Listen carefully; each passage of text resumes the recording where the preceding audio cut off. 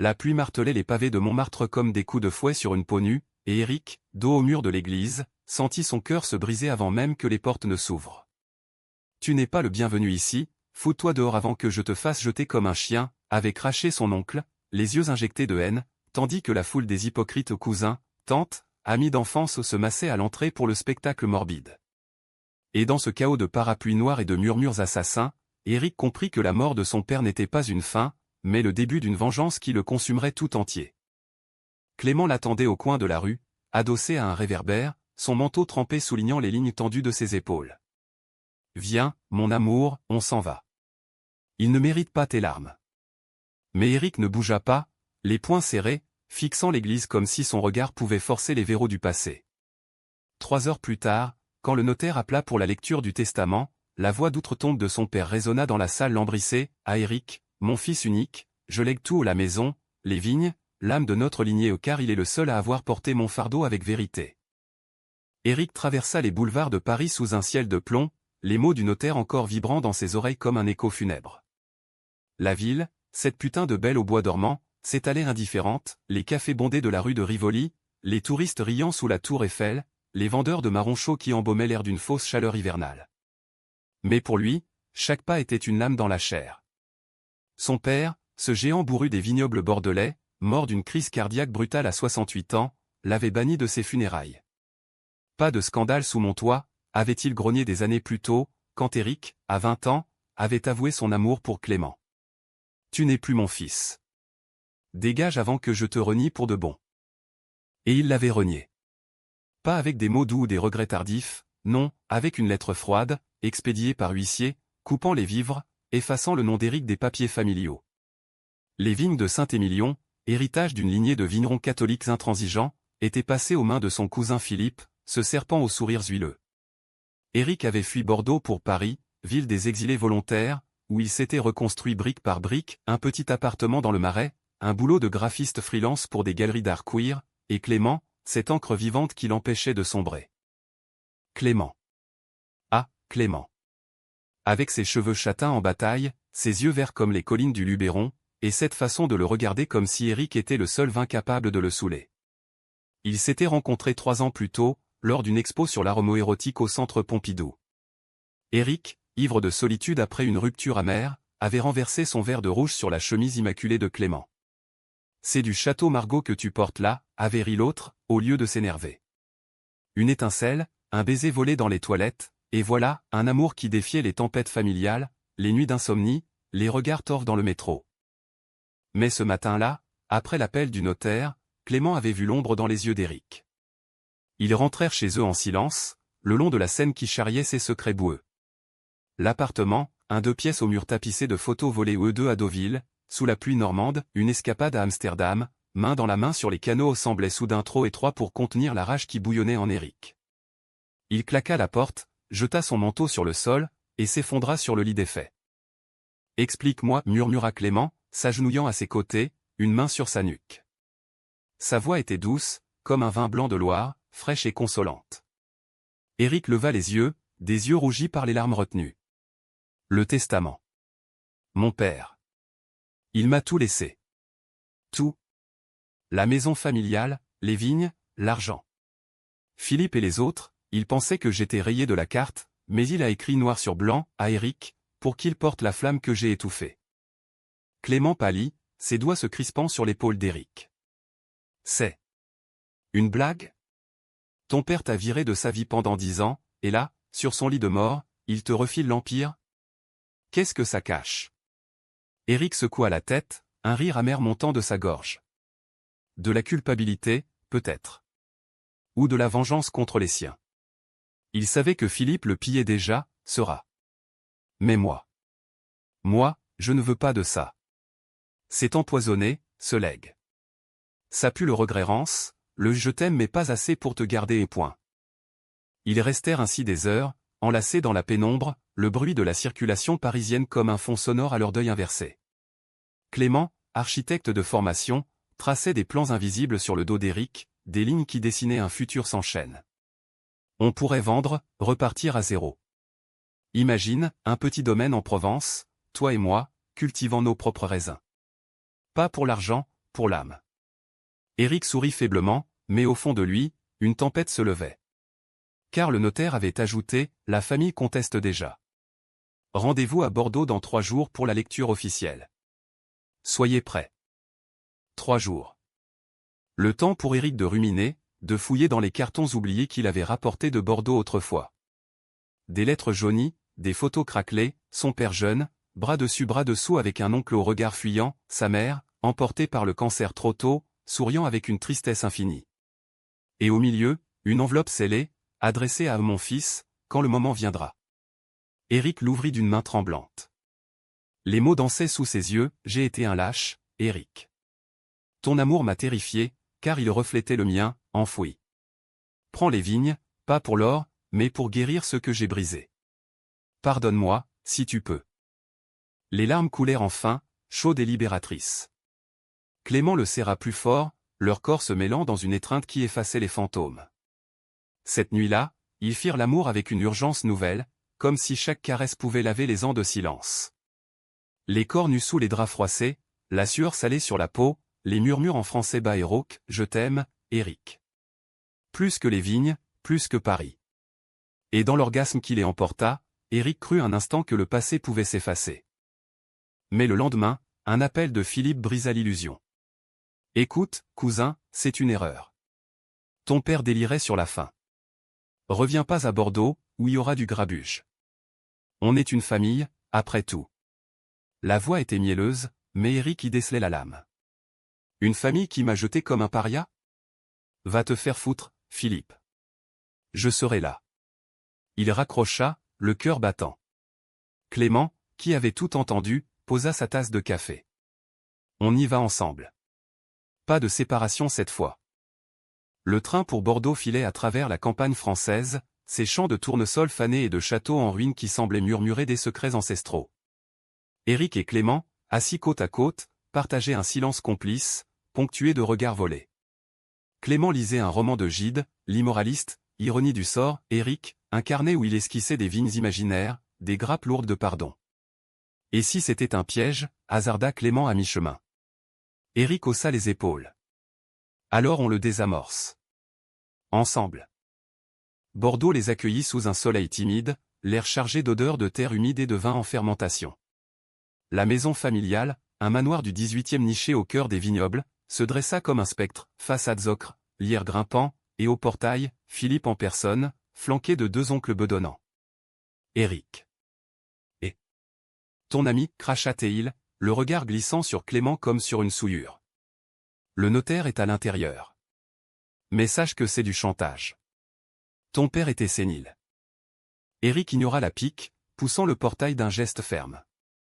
À l'intérieur, la salle à manger lambrissait puer le tabac froid et les regrets. La famille au complet, tante en noir, cousin gauche, tous figés comme des statues de cire. Le notaire, un homme sec aux lunettes rondes, déroula le parchemin avec une solennité théâtrale. À Philippe, je lègue la cave personnelle. À Marie, ma sœur, les bijoux de ma défunte épouse. Et à Éric Dupont, mon fils aîné et unique héritier légitime, l'ensemble des biens, la propriété, les 20 hectares de vignes, et les comptes bancaires afférents. Un silence de mort s'abattit. Philippe bondit, rougeaud. C'est une farce. Il l'a renié. J'ai les preuves, lettres, témoins. Les oncles hochèrent la tête, un cœur de grognement. Éric se leva, la voix calme mais tranchante comme un sécateur. Renoncer? Oui. Mais pas effacer. Lisez la clause finale, maître. Le notaire acquiesça, Éric portera la mémoire de notre sang, car il a eu le courage que je n'ai pas eu. Que Dieu ou qui que ce soit me pardonne. La salle se glaça. Philippe hurla, les poings sur la table. C'est de la trahison. Tu vas nous ruiner, espèce de... Il s'arrêta, jetant un regard haineux à Clément, qui se tenait droit, impassible. Pédale. C'est ta faute, tout ça. Éric s'interposa, le cœur en feu. Touche-le, et je te jure que ces vignes te boufferont vif. La tension crépita, oncle se levant, tante pleurant. Clément posa une main sur l'épaule d'Éric, sortons. Ils ne valent pas notre paix. Dehors, sous les rangs de cèpes nus, l'air automnal portait une promesse de renaissance. Mais Éric savait que ce n'était que le début. Philippe ne lâcherait pas, les contestations judiciaires s'annonçaient, un bourbier de papiers et de mensonges. Pourtant, pour la première fois, il se sentait entier, Clément à ses côtés comme un rempart. Ils marchèrent jusqu'au vieux pressoir, où son père l'emmenait enfant, et là, sous le ciel bas, Éric murmura « On va le faire revivre, ce domaine. Pour lui. Pour nous. » Les jours suivants furent un tourbillon de fureur légale et de silence tendu. Philippe lança l'assaut, avocat spécialisé en droit successoral, affidavit signé par des domestiques soudoyés, rumeurs distillées dans les cafés de Bordeaux comme un mauvais millésime. Éric est un imposteur, chuchotait-on au marché aux Halles. Renégat, sodomite, voleur de famille. Les journaux locaux, ces ragots provinciaux, titraient en gras, héritage empoisonné, le fisc et défie la tradition. Éric, barricadé dans l'hôtel du centre-ville avec Clément, lisait ses torchons en riant jaune.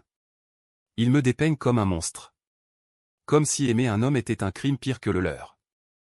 Clément, pragmatique, gérait les appels du notaire et les factures naissantes. Concentre-toi sur l'essentiel, les vignes. J'ai contacté un expert en droit rural, ton père a tout prévu, clauses anti-contestation incluses. Mais la nuit, quand Paris semblait si loin, Clément craquelait. Allongé contre Éric, il confessait ses peurs, et si on perd? Si cette guerre nous sépare? Je t'ai vu, l'autre soir, fixer le plafond comme si tu regrettais tout. Éric tournait la tête, embrassant la tempe moite de son amant. Regretter? Jamais. Toi, c'est ma vendange, Clément. Le reste. C'est du raisin amer qu'on transformera en nectar. Pourtant, la trahison couvait plus profond. Un soir, alors qu'il dînait dans une brasserie obscure aux escargots et vins de Bergerac, un SMS d'une numéro inconnu, « Rencontre-moi au domaine. » Seule preuve qui compte. Une amie. Éric fronça les sourcils, mais Clément insista, « Va. » Ça pourrait être la clé pour clore sa vite. Contre son gré, Éric s'y rendit seul, sous la lune qui saignait sur les vignes. Au pressoir, une silhouette émergea, pas une amie, mais Sophie, la veuve de son oncle défunt, une femme aux yeux de biche et au cœur calculateur. « Éric, mon pauvre. Je sais la vérité sur ton père. » Elle sortit une liasse de lettres, jaunies comme des feuilles mortes. « Il t'aimait, tu sais. Mais Philippe. Il a forgé des faux, des années avant la mort. Des documents qui te déshéritent pour de bon. J'ai gardé ça pour le moment opportun. » Éric sentit un froid l'envahir. « Pourquoi me le dire maintenant ?» Sophie sourit, un sourire de renard. « Parce que je veux une part. 10% des vignes. Sinon, ces lettres atterrissent chez les avocats de Philippe. » Chantage pur, drapé de fausse compassion. Éric recula, la rage le submergeant. « Tu n'es qu'une vipère. Comme les autres. » Il partit en trombe, les lettres en poche, mais le poison était injecté. De retour à l'hôtel, il confia tout à Clément, qui blêmit. « C'est pire que je pensais. Philippe n'agit pas seul, c'est un complot familial. » Ils passèrent la nuit à décortiquer les documents, signatures falsifiées datant de 2015, juste après le coming out d'Éric. Son père avait dû les ignorer, ou les combattre en secret. « Il m'a protégé, même dans la mort, » murmura Éric, une larme roulant sur sa joue. Clément l'essuya du pouce, leurs lèvres se trouvant dans un baiser salé. « On va les battre. Avec amour, pas avec haine. » Le lendemain, ils roulèrent jusqu'au domaine, déterminés à inspecter les lieux avant l'audience. Les vignes s'étendaient comme un océan figé, rangs infinis de sarments tordus par les hivers rudes. Éric marcha pieds nus sur la terre meuble, sentant les racines ancestrales pulser sous ses semelles.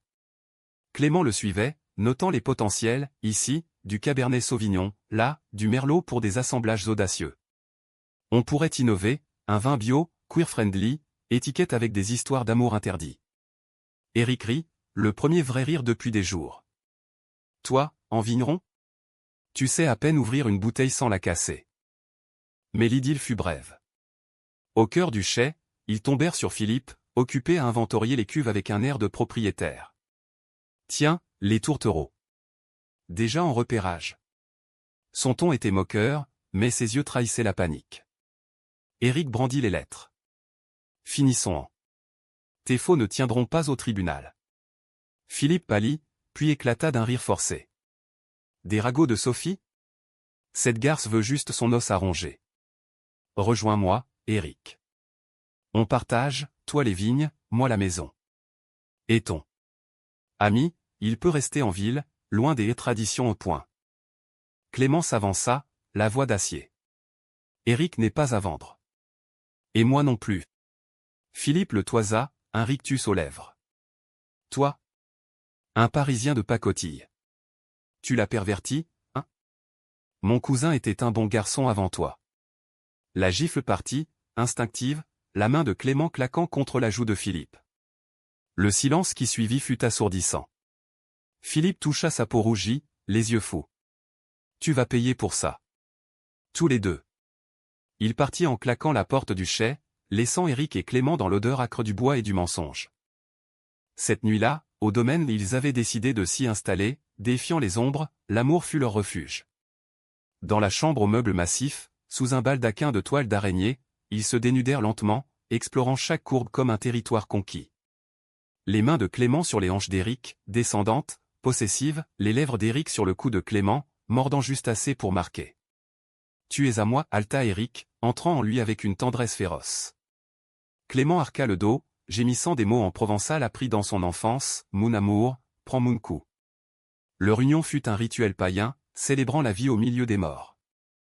Au matin, l'audience au tribunal de Bordeaux fut un cirque. La salle aux boiseries sombres grouillait de journalistes provinciaux, de familles en deuil théâtral. Le juge, un homme aux tempes grisonnantes, écouta les plaidoiries, Philippe hurlant à la fraude, Sophie témoignant pour un pourcentage, Éric, droit et pâle, lisant la lettre de son père à voix haute. J'ai failli à mon devoir de père, mais pas à celui d'héritier. Éric est mon sang, mon cœur brisé. Les mots résonnèrent, et pour la première fois, des sanglots étouffés montèrent des rangs des tentes. Clément, assis au premier rang, serra la main d'Éric sous la table. Mais alors que le juge délibérait, un coup de théâtre, un oncle, le plus âgé, se leva. Arrêtez ça. J'ai vu ton père signer le testament il y a un mois. Philippe a essayé de le faire changer d'avis, mais il a refusé. Éric mérite mieux que nous au point. La salle explosa en murmures. Philippe, livide, accusa, traître. Tu mens pour ton neveu. Mais le doute était semé. Le verdict tomba comme un coup près, l'héritage était valide. Éric gagnait. Joie fugace, vite éclipsée par le regard de Philippe, ce n'est pas fini. Tu regretteras d'avoir ramené ton amant ici. En sortant, Éric et Clément marchèrent dans les couloirs, ignorant les flashs. On a gagné une bataille, dit Clément. Mais la guerre. Éric hocha la tête, sentant le poids. Car la trahison de Sophie n'était qu'un prélude, des ombres plus sombres planaient sur les vignes. Les semaines qui suivirent l'audience furent un vertige de paperasse et de reconstruction. Éric, nouveau maître des lieux, s'installa au domaine avec Clément, chassant les domestiques infidèles pour embaucher une équipe loyale, un œnologue lyonnais aux idées modernes, une intendante bretonne au franc-parler. Les vignes, négligées sous Philippe, montraient des signes de fatigue mildiou rampant, rendement en chute. On va les soigner, décida Éric, enfilant des bottes crottées pour la première vendange de printemps. Clément, moins à l'aise avec la terre, préférait les plans, croquis d'une salle de dégustation ouverte aux couples LGBTQ+, partenariat avec des associations parisiennes pour des événements vin et amour libre. Mais la paix était fragile. Philippe, évincé mais pas brisé, ourdissait dans l'ombre. Des sabotages mineurs commencèrent, cuves percées dans la nuit, étiquettes vandalisées aux foires locales. C'est lui, grogna Éric un matin, découvrant un tuyau de irrigation sectionné. Clément, pragmatique, installa des caméras. Preuve, pas soupçon. Pourtant, la peur rongeait Éric. La nuit, il se réveillait en sueur, hanté par des rêves où son père l'accusait, « Tu as détruit la famille pour ton vice ». Clément le calmait alors, leur corps se levant dans le lit à baldaquin, une main glissant sous les draps pour apaiser les démons.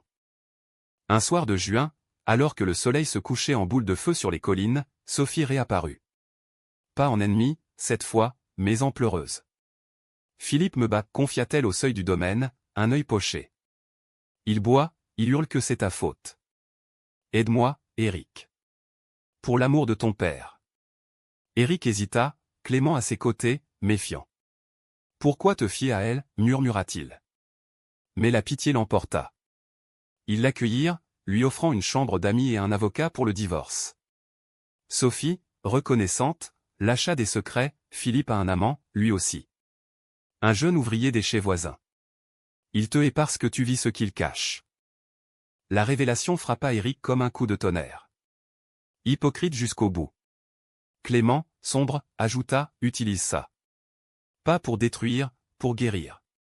Ils confrontèrent Philippe lors d'une rencontre forcée au café du village. Sous les yeux curieux des habitués, Éric posa la photo volée par Sophie sur la table. On sait, cousin. Ton secret. Laisse-nous en paix, et on garde le nôtre. Philippe blêmit, puis explosa, c'est pas pareil. Moi, c'est une passade, une faiblesse. Toi, c'est ta vie entière, une abomination. Les mots fusèrent, chaises renversées, et Clément dut traîner Éric dehors avant que les poings ne volent. Cette confrontation libéra quelque chose en Éric, une rage cathartique. Il plongea dans le travail, taillant les sarments avec une fureur joyeuse, imaginant chaque coup comme un exorcisme. Clément l'accompagnait, apprenant le métier, ses mains fines noircies par la sève. Leur amour s'épanouissait dans cette rudesse, baisers volés entre les rangs, dîner aux chandelles avec du pain frais et du fromage de chèvre, nuit où ils exploraient le domaine comme des amants adolescents à un pique-nique au clair de lune près du lac, où Clément avoua « Je t'ai aimé dès le premier verre renversé ». Mais ici, avec la terre sous nos pieds, c'est plus fort. C'est éternel. Pourtant, le chaos guettait. En septembre, lors de la récolte, un incendie ravagea une parcelle entière. Les flammes dansèrent sous la nuit étoilée, dévorant des milliers d'euros de raisins. Éric et Clément luttèrent aux côtés des pompiers, seau en main, face noircie de suie. C'est Philippe, hurla Éric, voyant l'ombre fugitive près du chai. Les enquêteurs confirmèrent, allumettes et pétrole, traces menant à une voiture connue. Arrêté, Philippe craqua en garde à vue, je voulais juste vous faire partir. Pour la famille. Pour l'honneur. Le procès fut bref, expéditif. Philippe écopa de sursis et d'indemnité, mais l'humiliation le brisa. Sophie, témoin clé, obtint sa part modeste et disparut à Toulouse. Éric, épuisé, se tint au bord des vignes calcinées, Clément à son flanc. On rebâtit, dit-il simplement. Mais au fond, la trahison avait creusé un vide, la famille, ce mirage, n'était plus qu'un écho. Hiver venu, le domaine entra en dormance, comme Éric. Les appels de Paris, amis du Marais, invitation à des prides sonnaient creux. Clément, sentant le glissement, organisa une escapade, un week-end à Lyon, ville des lumières gastronomiques. Dans un hôtel Renaissance, ils se retrouvèrent, nus devant une cheminée crépitante. Parle-moi, implora Clément, ses doigts traçant des cercles sur la poitrine d'Éric. La victoire est amère. J'ai gagné les vignes, mais perdu mon père 2 fois. Clément l'embrassa, profondément. Ton père t'a donné plus qu'un legs, la liberté. Vis-la avec moi.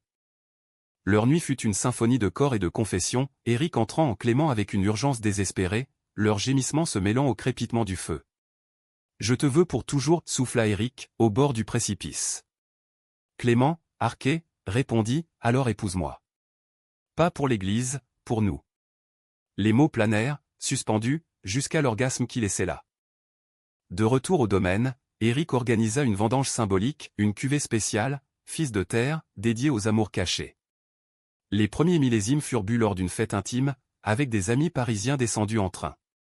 Rire, toast, et sous les étoiles, Éric et Clément dansèrent, enlacés, ignorant les murmures du village. Mais un appel nocturne rompit l'harmonie, l'oncle âgé, mourant. Viens, Éric. Avant qu'il soit trop tard. Il veut te voir. Éric hésita, le passé tendant ses griffes. Clément, sage, dit, va. C'est ton droit, pas ton devoir.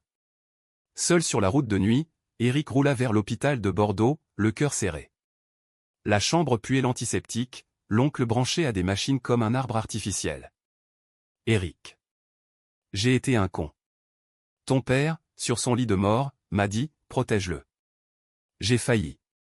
Pardonne. Les mots, rauques, libérèrent un sanglot en Éric. C'est fait. L'oncle expira le lendemain, paisible. Le printemps 2026 ramena la vie au domaine, bourgeons gonflés, bourdonnement d'abeilles, et Éric, transformé. La mort de l'oncle avait été un pont, fragile, vers une réconciliation partielle. Des tantes envoyaient des cartes, des cousins distants des bouteilles de vin concurrents.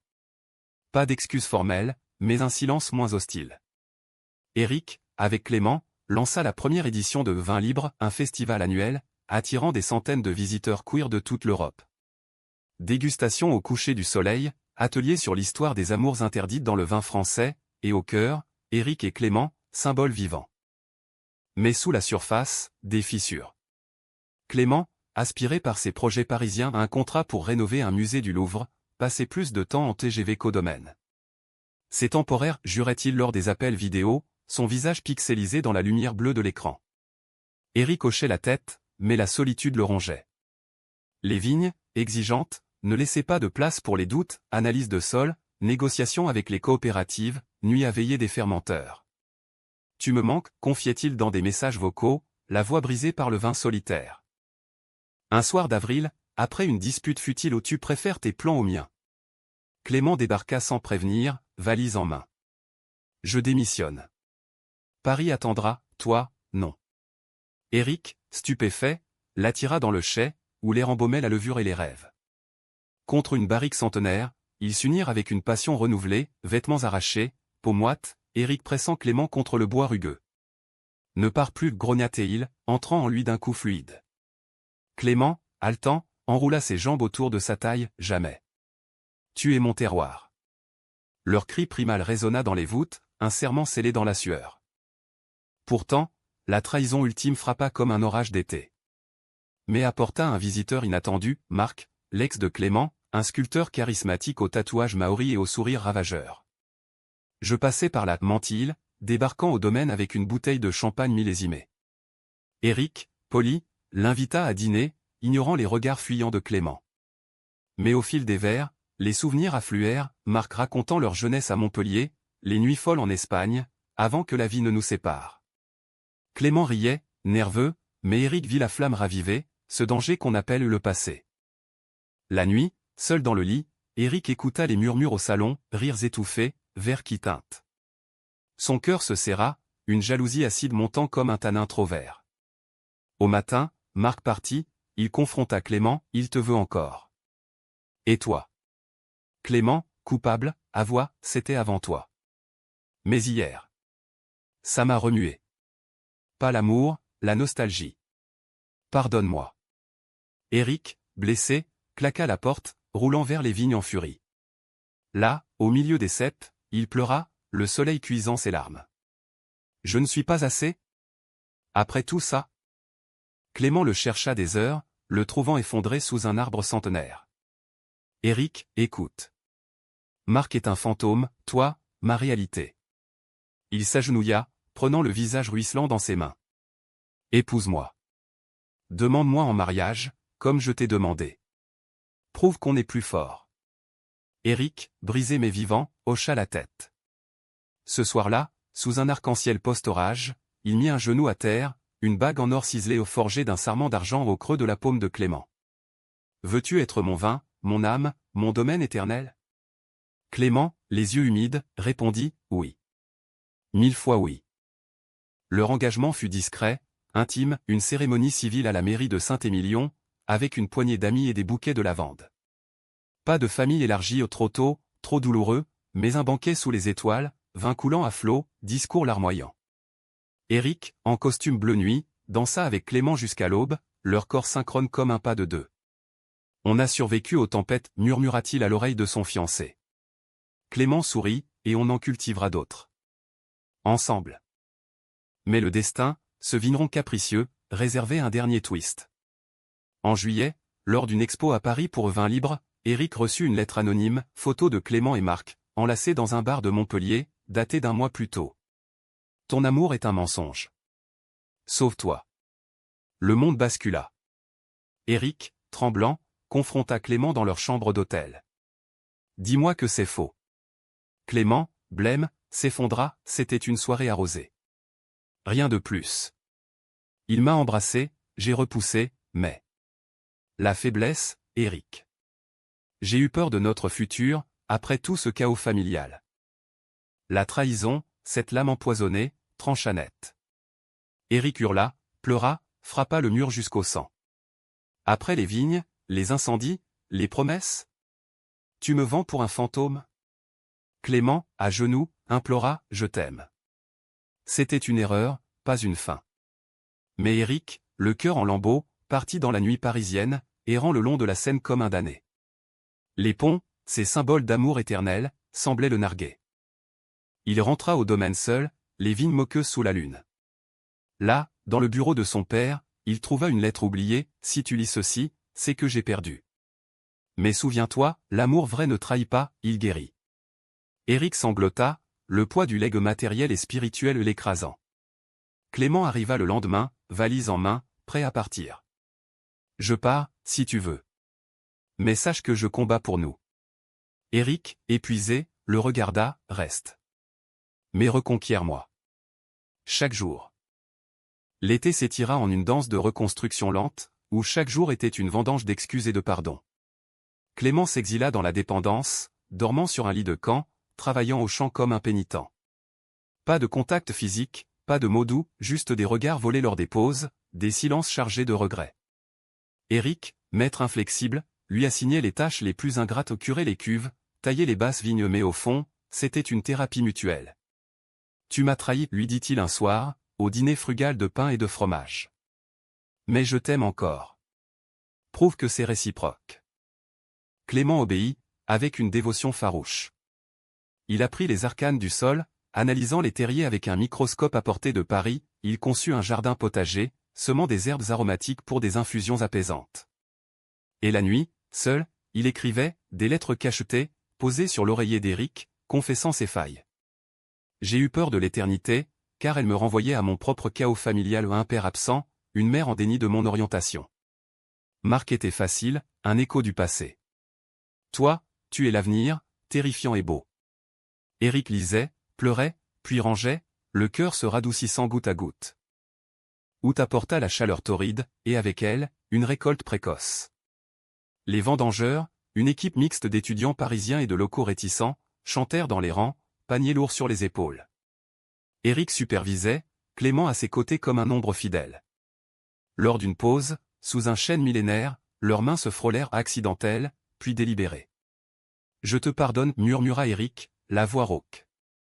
Mais n'oublie pas, la trahison laisse des cicatrices. » Clément hocha la tête, les yeux brillants. « Je les porterai comme un tatouage d'amour. » Leur réconciliation physique fut graduelle, un feu couvé sous la cendre. D'abord des étreintes chastes après le labeur, dos collé dans la poussière, puis des baisers volés dans le pressoir, lèvres salées de sueur. Une nuit de canicule, l'orage grondant au loin, Éric céda. Dans la chambre principale, fenêtres ouvertes sur les vignes murmurantes, il déshabilla Clément lentement, redécouvrant chaque courbe comme un terroir nouveau. « Montre-moi que tu es mien, ordonna-t-il, doux amer. » Clément obéit, s'agenouillant, lèvres et langue traçant des promesses sur la peau d'Éric. Puis, inversant les rôles, Éric le prit, lent et profond, leur corps fusionnant dans un rythme ancestral. À nous, altère-il en chœur, l'orgasme les emportant comme une vague de vendange. L'automne scella leur renaissance. Le festival Vin Libre attira une foule record, couple arc-en-ciel dansant sur des airs de Piaf remixés, toast à l'amour résilie. Éric, en chair improvisée, par là, ces vignes ont vu des trahisons, des feux, des deuils. Mais elles portent aussi des racines profondes, comme notre amour. À mon père, qui m'a légué non l'or, mais la vérité. Applaudissements, larmes, Clément, à ses côtés, serra sa main, bague au doigt. La famille, sporadiquement, revint, une tante pour la dégustation, un cousin pour aider à la mise en bouteille. Pas de grand pardon, mais des pas timides vers l'acceptation. Philippe, en probation à Lisbonne, envoya une carte, « J'apprends. Peut-être un jour. » Éric la brûla, mais sans un rituel de libération. Hiver, enfin, les trouva enlacés au domaine, neige rare saupoudrant les ceps endormis. Clément, promu co-gérant, esquissait des plans pour une extension, une chapelle laïque pour mariage queer. Éric, le regard sur l'horizon, murmura « On a gagné, mon amour. Pas la guerre, la paix. » Clément l'embrassa, profondément. Et elle a le goût du meilleur millésime. Dans ce havre forgé du chaos, Éric comprit la leçon humaniste de son père, l'héritage n'est pas pierre ou or, mais le courage d'aimer malgré les tempêtes. Et sous les étoiles bordelaises, avec Clément endormi contre lui, il sut que la vie, enfin, fleurissait.